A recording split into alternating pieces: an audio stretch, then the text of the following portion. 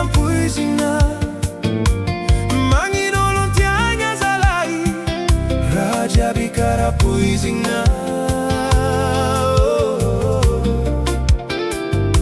Vonoina tsy maty zalay, ny fahatsiarovana ny vita, mihotrika anatigny mitaky tearita,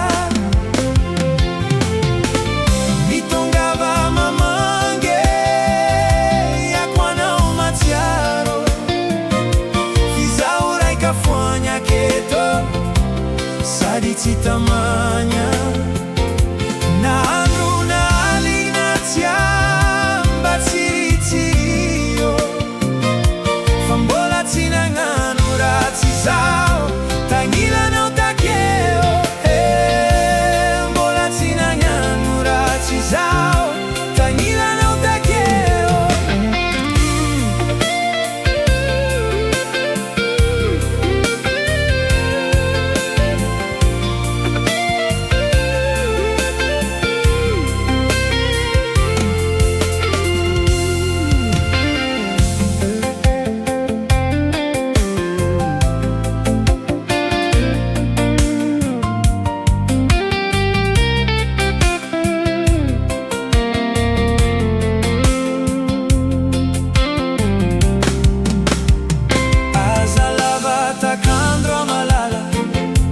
Zaho manimanina, torotoro kakaradala, tsy malatsakanina.